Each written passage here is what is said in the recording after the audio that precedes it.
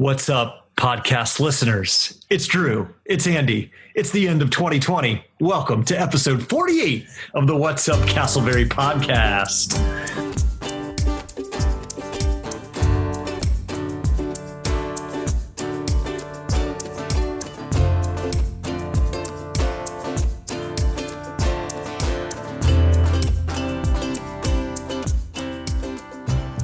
Hey, welcome to the program, folks. Andy and I are Castleberry residents, pastors, friends who desire to have casual conversations with you, our podcast listeners, for the good of the people of Castleberry, about Castleberry-related issues.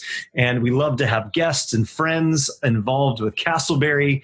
Andy, the glow has worn off. The Santa has come.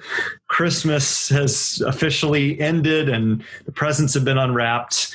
I don't know about you, my friend, but do you find yourself kind of feeling melancholy at the end of Christmas? It is definitely a weird feeling. I don't know if it's because of what we do as pastors, but there's such a glorious build-up, right, that kind of culminates in Christmas Eve and the clock striking midnight and all that kind of stuff.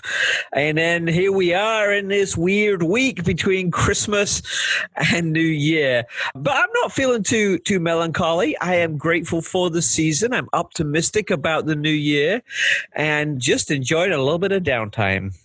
Good deal. Yeah, you and your family are going to spend some quality time together. I know mine are as well.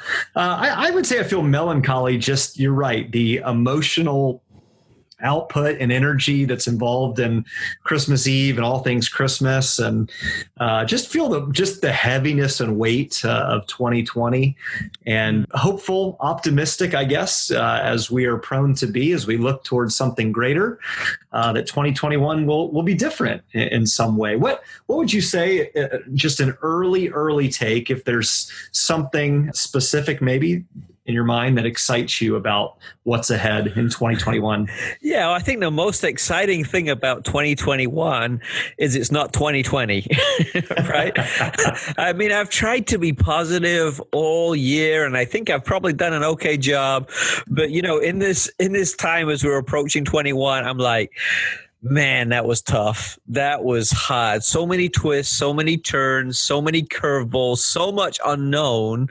And here we are going into 21. So I'm glad that 20 is in the rearview mirror. I think I'm trying to temper my expectation a little bit.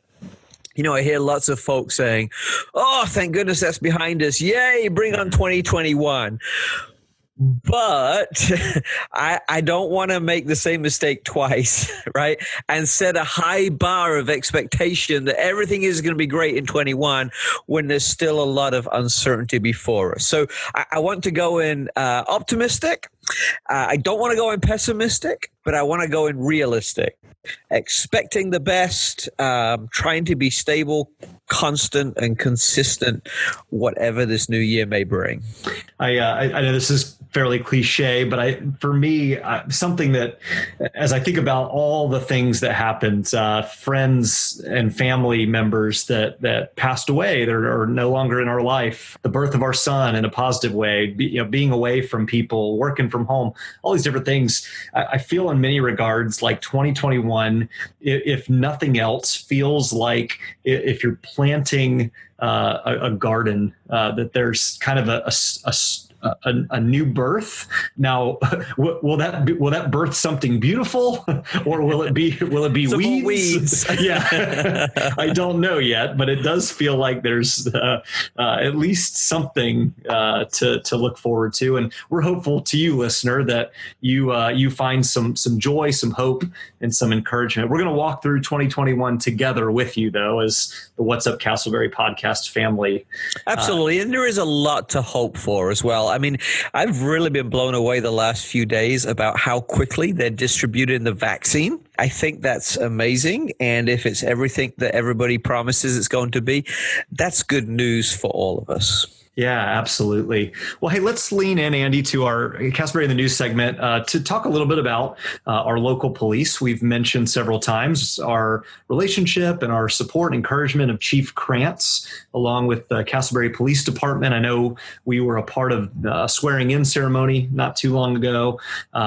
One of the events that occurred, and any time in a community like ours where there's a traumatic event, a death, a notable crime that's been committed, it really is worth discussing and kind of seeing what's the community's response. And recently it was reported there was a domestic violence issue in Castleberry where a young lady, I believe a girlfriend-boyfriend relationship, the woman was being threatened. According to the police report, she was able to break free, went outside, and while her boyfriend kind of came after her, she actually shot him, and I believe he died.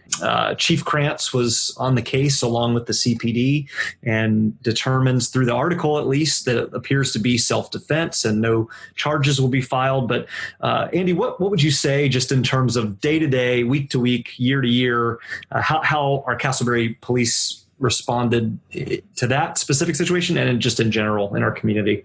It's another reminder about what a important job our police department do, and a reminder about how hard that is. The officer who was first on the scene was actually in his first weeks of being alone on the job after going through all of his training. And so one of the first things that he had to respond to as a solo police officer was that. He's handling it really well, but it's traumatic and it's hard. And the reality is every day our police department are putting themselves in traumatic and hard situations. And so as much as we can support them, as much as we can encourage them, the better, because it's a tough role.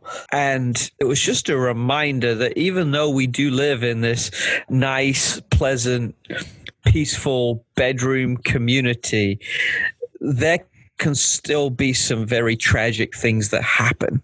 And just because we feel safe, which is a great blessing, it doesn't mean we shouldn't stop being vigilant and diligent and doing what we can to contribute to the safety and security of a community. Yeah, that's right. And to jump on to your point a little bit, that was one of the surprising things that I was reflecting on in reading the article was how rare something like this is in our community. And I'm very thankful that we do live in what is a perceived safe environment. But you're exactly right that the reality is when you have human beings interacting with one another in a fallen world in many regards, there can be danger, there can be trauma, there can be hurt.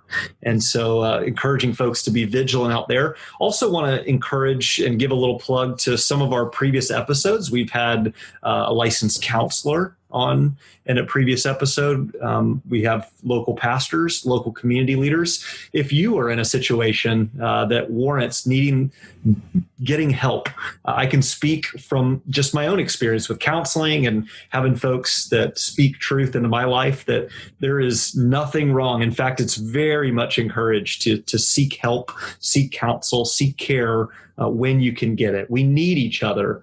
And it's often through tragedy that is very, very evident. So thank you, CPD, for what you're doing. Andy? And Drew, just to build on that, that's especially important right now during this, as you described, melancholy week, right? There's a lot of excitement, exuberance leading up to Christmas, and Christmas is over. And then there's a lot of folks who think, I got to pick myself up and walk through this new year.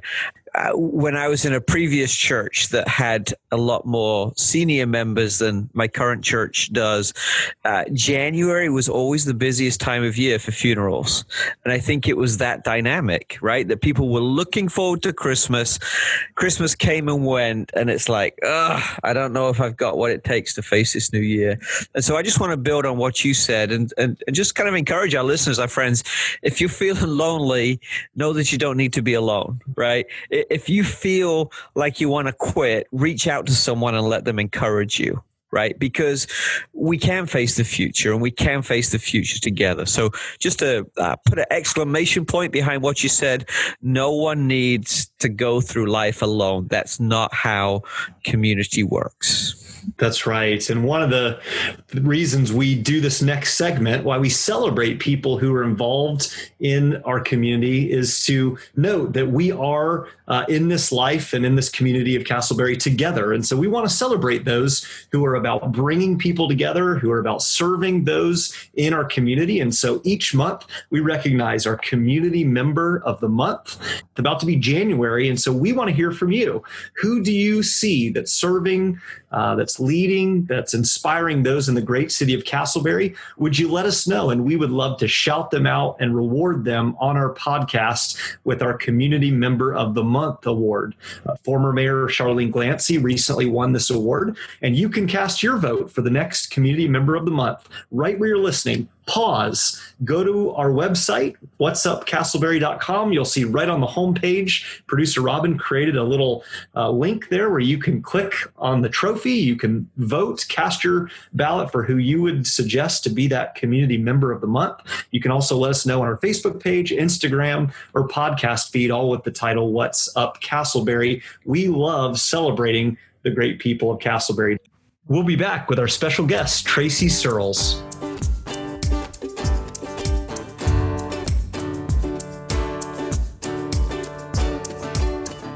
Deborah Morris, home team, Keller Williams Advantage Realty.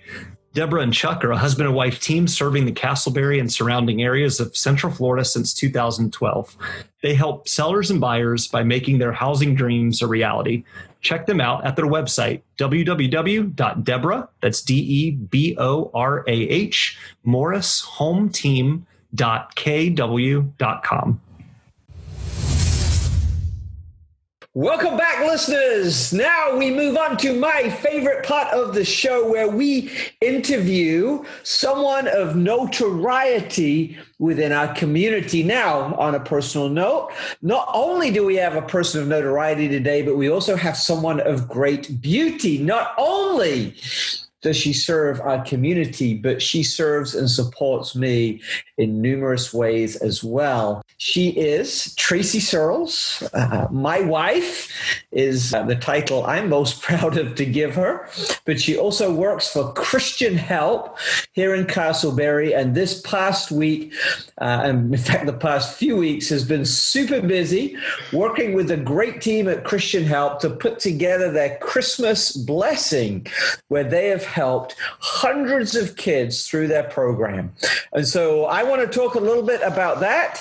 And Drew wants to talk a little bit about us as well. And maybe I'm more nervous about that. But welcome, Tracie. Thank you so much for having me, Drew and Andy. It's a real pleasure. I've listened to several of these podcasts, and I feel honored to be a part of many of illustrious guests that you have had on this experience here on your podcast. So thank you. Tracie, you were one of our favorite guests, not just because of your relationship to Andy, but also because of your love and interaction in our community.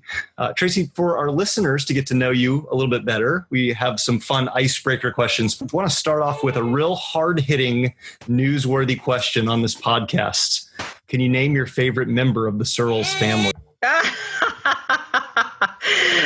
That is a loaded question, Drew. I don't know if I can bring that to justice. My joke with my children, because they always are vying for who's the favorite, right? Who's your favorite child? They always ask me.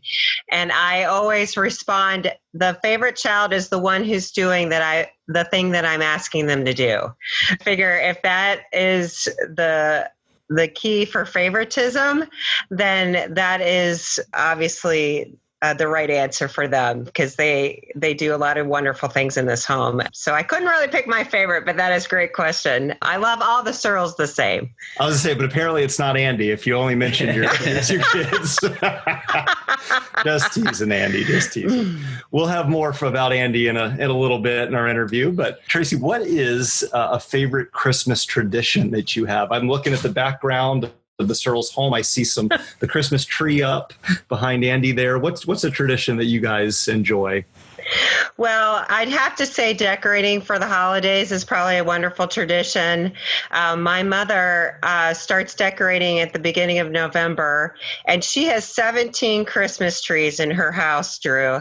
And I have to tell you that I am not at 17 Christmas trees. I think we counted 5 the other day, but we are close behind in celebrating this great time of year. And so we do love Christmas, and that's probably a great tradition, is that we just really enjoy decorating it and getting into the spirit of things. Wow, 17 trees. That's remarkable. It is crazy. It is an obsession. I'm guessing I know the person that has to put up many of those trees. That's fun. Well, Tracie, for our final icebreaker question, obviously 2020, we've talked about it many times on this podcast. It's the year of the pandemic, so much uncertainty. What is something that you feel like 10 years from now, you're going to remember? Is a difficult question. You know, I did think about this year. I guess you just really appreciate the things that you can do. You appreciate family. You appreciate the ability to connect with people, even if it's over Zoom or wherever you can connect with them, because sometimes the day-to-day interactions might come short. And so I guess I really think back on this year as a heart of gratitude. Just thankful for the people that God has brought into my life and that have encouraged me on some really hard days. I think it's been a tough year for everybody, but I am grateful for those who have reached out to me, who have encouraged me all along this year, and I will always treasure that. One of the big things we talk about here on the podcast is that nobody needs to do anything alone. And so that testimony is very consistent with what we see, hear, feel, and want to help create around our community. Listeners, just to let you know what a family episode this is, that crying you hear in the background is not Drew, it's not producer Robin. It is the beautiful Taylor baby, who we are also interviewing simultaneously. It seems at the moment that Tracie's answers are making a little bit more sense. All right. So this is a family podcast, but Tracie, before we get into some more of the family stuff, let's talk professionally about your role at Christian Help and why it is that you love working for this great organization. Thank you, Andy. I've been with Christian Help for 5 years. Of course, Andy and I have been supporters of Christian Help even before that in many ways, as it's just a lovely nonprofit in the heart of Castleberry. And my role there is as their community partner coordinator, which is kind of a fancy title for volunteer coordinator. And I just love the work and the mission that they do there. They really have a heart for people, and we really work together with volunteers and really the whole staff at Christian Help to put the needs of our community first and really do try and support them in any way they need, whether that's food or job or support or other ways. It's a great mission, and I'm privileged to be a part of it. Well, and the fact that you mentioned Christian Help, one of the foundational aspects, part of the mission is helping folks find employment. Gosh, during these days of COVID, I can imagine there's lots of folks who have been furloughed, who need support, some of the privileges afforded by Christian Help.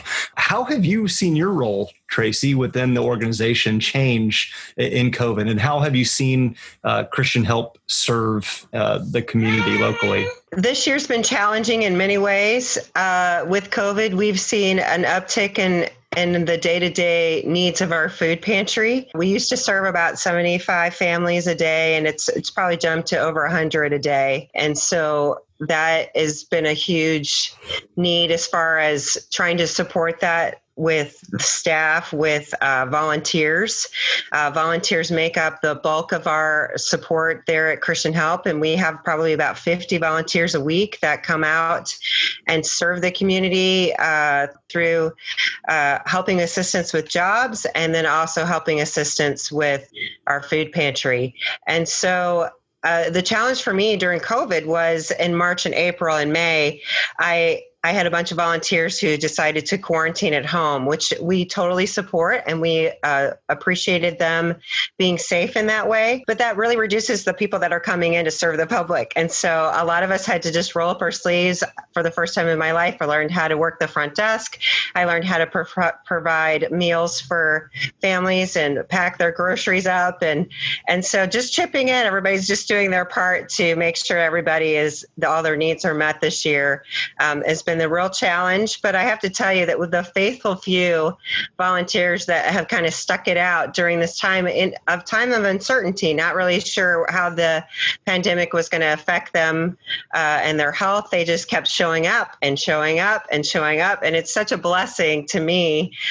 People's generous hearts at this time, I really could get emotional about that, because it's such a testimony of the good people that volunteer at Christian Help, that no matter what goes on, that they really see a sense of responsibility and respond to that in a wonderful way.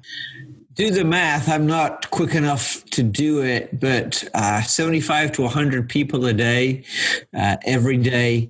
That's a lot of people that are getting a lot of help. Just even today, literally driving by Christian Help, there was a line out the door. It was really powerful to see the help that's right here in our backyard. And Drew, you and I talk about this a lot, but there's something unique about this kind of help. It's not a hand out, it's a hand up. So by helping someone to find employment, they're really just lifting their station in many, many different ways. But most recently, Drew and I were involved with you on the Christmas Blessing event, where we understand you helped 700 kids from 200 families. So tell our listeners what that is, what's involved, and the impact that it has on our community. That's a great event that's been going on. Now, Christian Help has been around for 28 years. I believe the Christmas event has been happening at least over 20 years of that 28 years. And so basically it's to bless our clients, people who we've connected with through job seeking primarily, who've tried to find a job and had some challenges with that. So we've been coaching them throughout the year. And then if they still have a need for Christmas with their families, we want to be able to provide that need. We also reach out to other ministry partners in town, Second Harvest Food Bank, Esther's House, Jewish Family Services, other ministries that are doing similar work that we do, and to bless the people that they find in need as well. We also work with local churches, and we have lots of church partners to Christian Help, and so they've got deserving clients with that as well. And so basically, starting in about September, I know no one wants to talk about Christmas in September, but I love to talk about it in September. It's fantastic. I begin to reach out to businesses and churches and restaurants and anybody who has a heart for the community, and ask them to be a Dove Tree partner and begin to collect toys. And I'm happy to and excitedly to tell you that we had over 75 partners this year as Dove Tree partners in Central Florida that collected over 5,000 toys for families in need. And that is probably the largest amount of toys that we've ever gotten. And I've been really excited this time. I've really noticed that those who can give have given even more than they've ever given before. And so that's a wonderful testimony of our community and the way that all these different businesses and churches and restaurants are wanting to give back to their community. And then we have another wonderful partnership with FedEx, and they go around to all these places in December, their busiest time of year, and they collect all those toys for us, sort them, and then bring them to another wonderful location partnership called Willow Creek Church. You've probably mentioned that church one or two times on this podcast. As it is the employment of Miss Pastor Drew Taylor.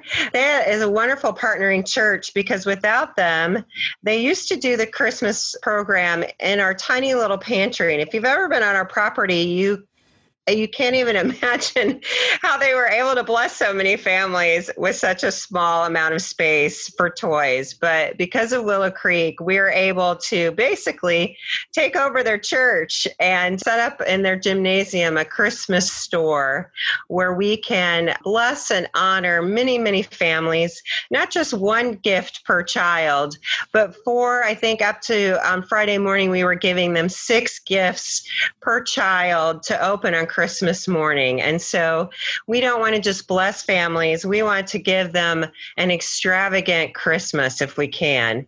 And not only that, but we are able to provide groceries for them and a Christmas meal. So once they've done their shopping at through Christian Help at Willow Creek, they go back to Christian Help to pick up their groceries. And so it is a wonderful program, a wonderful opportunity for many, many hands in the community, from collecting toys to volunteering for the event to families receiving this wonderful gift at this time of year. That's awesome, Tracie. Could you give an example of how you were able to build a deeper relationship working with them? Any stories stand out to you? Several clients that came through and received Christmas from us wrote us back an email and basically said, "Thank you so much, Christian Help, for your ability to give my family a beautiful Christmas. I am filled with gratitude and love for your organization, that you would be able to give me an opportunity that I wouldn't have otherwise had." And so it's obviously we do not do that for the feedback. We do that because we just want to honor God and loving people well.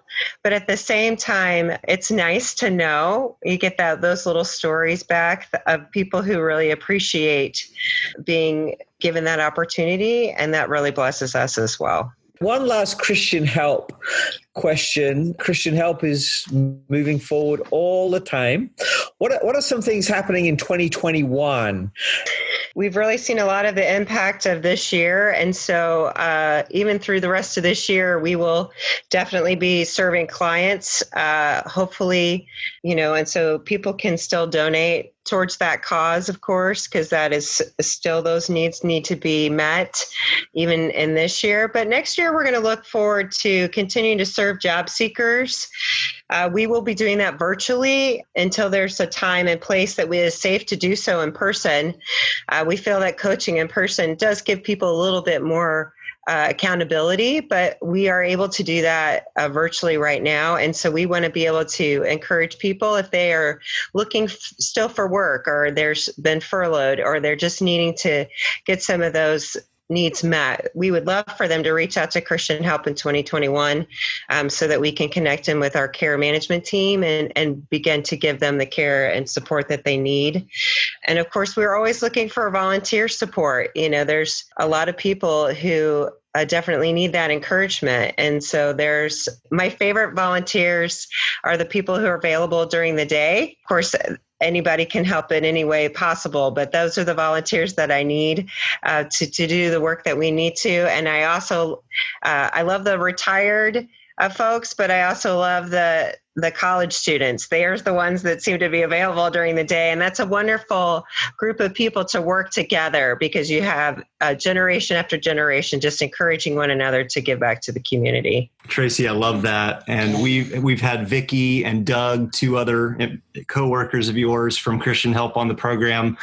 There's a space for every age, every stage of life, whether it's giving financially, volunteering, or using the services that Christian Help provides. Clearly, listeners, there's a place for you at Christian Help. So we take Tracie's call, get involved, and get connected. Let's kind of finish our time together having some fun at my co-host's expense. Can you share about Andy and his younger days when maybe the 2 of you first met? That's a funny question, because I was wondering what I could say that would be honoring to him and yet fun to hear at the same. We jokingly say that, why buy a lottery ticket when I hit the jackpot when I met Andy Searles, I told her to say that. We were rehearsing earlier. Andy is a funny man. He's probably one of the most genuine people I ever met when I first moved to town. I moved here in 97 and I met Andy in 98, and he's always been very genuine in everything that he does and says. And so that's probably what drew me to him mostly. And then I always tell this funny story, Drew. When we first met, I said to him, "Oh, I detect an accent. Where are you from, Andy Searles?" And he says, "I'm from England." And I said, "No, that's not the accent I hear." So I guess he doesn't sound very British to me, but his family probably thinks that he's lived in America too long. Maybe he's lost some of his accent. In spite of that, I think it's awesome that we can blend our cultures of being from England, and I grew up in the Midwest. And so, of course, we're very different people, but our love for God and our love for each other sustains after 20 years of marriage. So that's pretty cool. As you can tell, family's very important here as I'm trying to keep my little guy quiet and balance this conversation. I completely agree. Andy is truly genuine and kind to everyone he meets. Is there a quirk of Andy's? I know in particular that Andy loves to, he's very scheduled. He's scheduled, as he would say. Is there any quirks that you appreciate about your husband? It's really funny because the kids and I were kind of talking about this earlier today, and we all said that Andy, one of his great quirks is that he kind of announces in song when people arrive home, Tracie is here, yay, or Bethany is here, or Jonathan is here. And so he just gets very excited when we arrive home, which is, I don't know, maybe because he works from home, he kind of gets sad that we're not here. But I love how he just bursts into song, and it doesn't have to be the right words.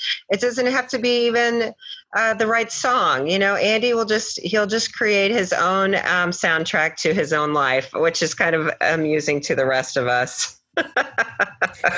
I love that. That's so good. Well, let's finish the little time with you and Andy talking about. And by the way, Andy, you have every right now to return the favor with my wife. I'm guessing that's coming. But Tracie, what makes you proud of Andy? I've always loved Andy's love for people. It's not easy to be a pastor. It's not easy to love your community. It's not easy to be called at the crack of dawn at 5-something and go love and care for people. But he does it willingly, and he does it honorably, and he does it because he feels called to do it. I always said when I was growing up, I wanted to marry a man who knew where he was going in life, and he just wanted me along for the ride. And sometimes I don't know if I want to hold on to the ride. It's a little bit of a roller coaster experience. But at the same time, I'm really proud of the man he is. I'm proud of the way that he cares for other people. It's just a lovely experience to witness that. And I'm very proud to say, often at Castleberry, people say, "Are you Andy Searles' wife?" And I'm proud to say that I am. Well, that's very nice. Thank you for all those nice things that you said. I am very grateful that I bought you a very expensive Christmas gift. Maybe that fueled some of the niceness. So thank you for that. Yes, Drew, we'll have to get Becky on the show too, because man, I got some questions for her as well. But in closing, as we prepare to end this section, just very quickly, honey, tell folks how they can connect with you professionally at Christian Help. Yeah, that's great. I would love for people to reach out to me if they have any questions. The easiest way probably is to connect to an email address that I get, which is volunteer@christianhelp.org. Of course, they can always call the office, which is 407-834-4022, and ask for me, and I will be happy to talk to them about ways that they can engage in the community, or if they have just people that they know that need some assistance. I'm always happy to connect them to the right people on the team at Christian Help too. All right. Well, I think that just about does it for now. Thank you, Tracie, for being our guest. Just so everybody knows, we're in separate rooms, so we don't get any negative technological feedback. So I will see you in just a minute, I'm sure. But thank you for being a guest on What's Up, Castleberry. Hey, that was great. We loved hearing from Tracie. Tracie, thank you for you and Christian Help and all you do for our community. And thank you for keeping my podcast host, Andy, in line as well. We really appreciate your time today. Andy, would you close this episode out with a word of inspiration, my friend? She does that so well, and she needs to as well. All right, our quote is from Billie Jean King, the tennis superstar, who said this: "Champions keep playing until they get it right. Champions keep playing until they get it right." And I think what she's saying in this statement is that even when things don't work out, even when we're not winning, even when things aren't going our way, if we want to win ultimately, we keep playing and we keep playing and we keep playing until we get it right. We can't beat the system. We can't cheat the system. And so we just keep playing. And as we keep playing, and as we keep practicing, and as we keep moving forward, then ultimately things will fall into place and we will get it right. As we approach this new year, my friend, keep playing. Keep caring, keep supporting, keep loving, keep giving, keep living with integrity and wisdom. Keep playing, and you'll get it right. Keep on keeping on, folks. Speaking of keeping on, we are going to be moving out for this episode. We hope you've enjoyed our time of this episode of the What's Up Castleberry podcast. This podcast has been produced today by Robin Kepi. For more information, please check out our website. That's whatsupcastleberry.com, our Facebook page, Instagram, or podcast feed, all with the name What's Up Castleberry. Like and subscribe to our podcast, rate and review us. We've made it a year, podcast friends. Until next year, Happy New Year and have a great week.